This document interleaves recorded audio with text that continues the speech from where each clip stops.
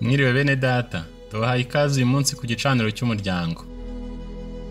Imirongo y'ibyanditswe yakuwe muri Bibiliya yera ndetse n'imirongo migufi yakuwe mu bibwiriza byabwirijwe na mwene data William Marion Branham hagati y'umwaka w'igihumbi 947 n'igihumbi 965. Mu gihe muri kumvira ijambo ry'Imana, turizera ko muri buhabwe umugisha.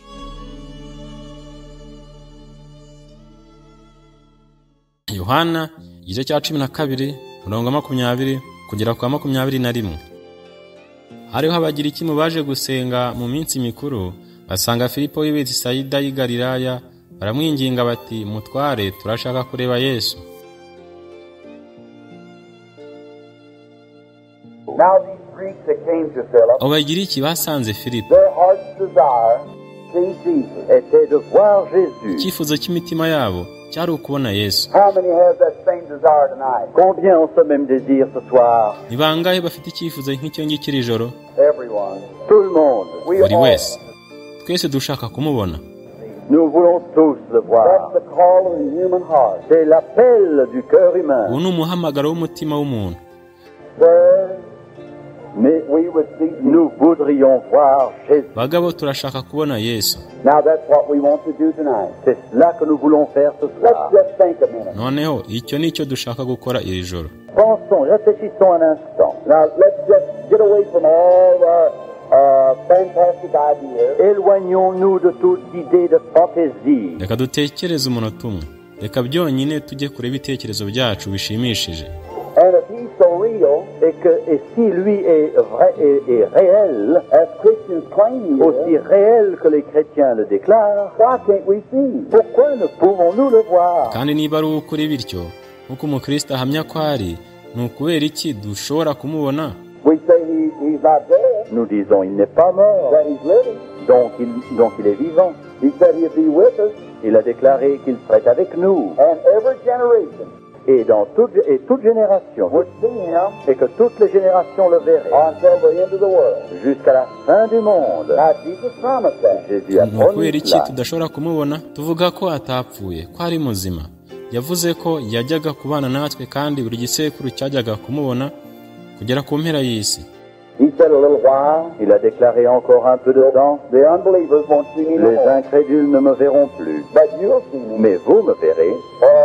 I'll be with you, car je serai avec vous to the end of the world, jusqu'à la fin du monde. Noneho Yesu yabisezeranije. Yavuze ko hasigaye igihe gito abatizera ntibamubona ukundi, ahubwo muzambona kuko nzabana namwe kugeza ku mpera y'isi. That every generation et toute génération has been promised, a reçu la promesse de see him, qu'elle le verrait. Bityo buri gisekuru cyose cyasezeranijwe kumubona. Let's take a look for him tonight. Alors, regardons et recherchons-le donc ce soir. I want to see him. Je veux le voir. Reka rero tumwitegereze iri joro, ndashaka kumubona. I remember one time, je me souviens d'une fois, I was getting up my little old cabin. Je montais dans ma petite cabane, cold, froid. Ndibuka igihe kimwe nabyukaga mu kazu k'ibiti kanje gato gashaje, gakonje. I was trying to make a fire. J'essayais d'allumer un feu, and all the wood burned. Et le bois ne voulait pas brûler, and I turned on the radio. Nari ndi kugerageza gucana umuriro, ntago wakaga, nuko ncana radio.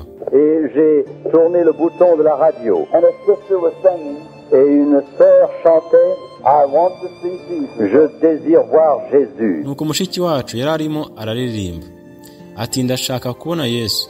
I just sat down on the floor. Je me suis assis par terre. Et alors les larmes commencèrent à couler. Nicaye hasi gusa ku isima maze ntangira kurira. J'ai levé les deux mains et j'ai dit oui Seigneur, je veux te voir. And you want to see him. Et vous voulez le voir. And if he is so real, et s'il est aussi réel, why can't we see him? Mais pourquoi ne pouvons-nous le voir? If you were looking for him tonight, nazamuye ibiganza byanjye byombi ndavuga nti, yego mwami ndashaka kukubona.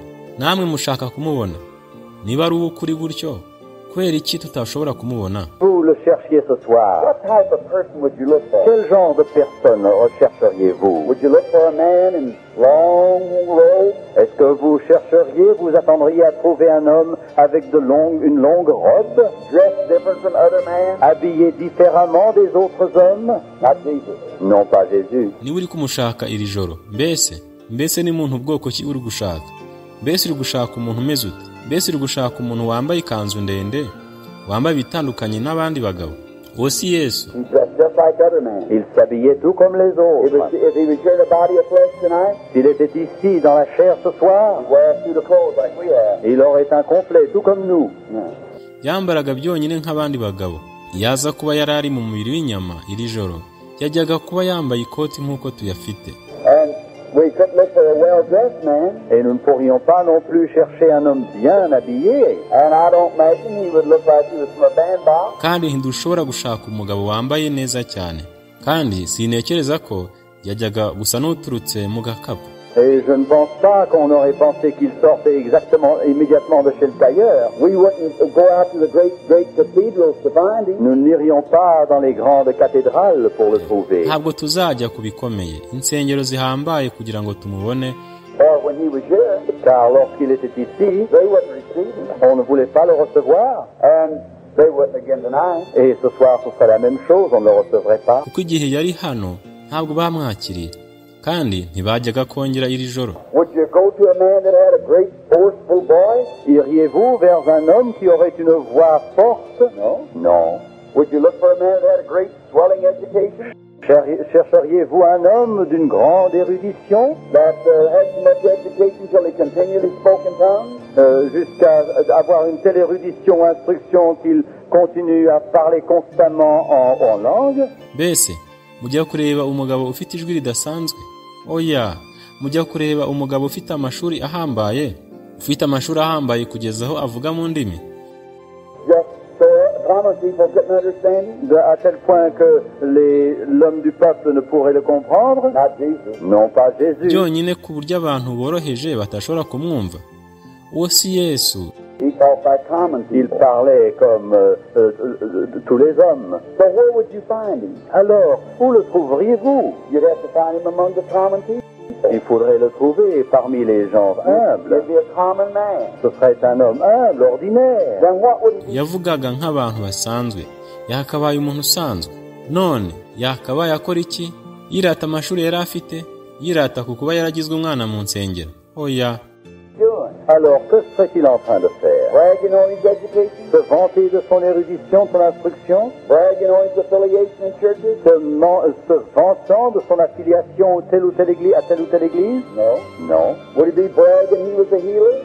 Serait-il en train de se vanter d'être un guérisseur? Non. Non. He'd be saying, not me. Il serait en train de dire, mais ce n'est pas moi. It's the Father. C'est le Père. That dwelleth in me. Yari kuba yirata ko yari ukize indwara? Oya, yajyaga kuvuga ati, uwo sinjye, ni data uguma muri njye. Qui demeure en moi, c'est lui qui fait les œuvres. Si tu peux croire, toutes choses sont possibles.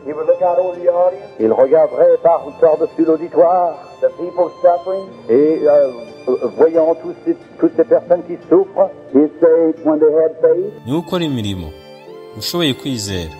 Niwizera byose birashoboka. Yakaba yigarurira abamuteze amatwi, abantu barwaye, yajyaga kuvuga igihe bafite ukwizera. Il leur dirait que lorsqu'ils auraient la foi, daughter, ma fille, or child, ou mon enfant, thy faith has saved thee, ta foi t'a sauvé de telle ou telle maladie. That the father would tell him something. Et si le père lui disait encore quelque chose, ati umwana w'umukobwa cyangwa se umwana kwizera kwawe kwagukijije indwara iyi niyi. Il parlerait à l'auditoire. That's the kind of Jesus, selon ce que Dieu lui avait dit. C'est ce Jésus-là.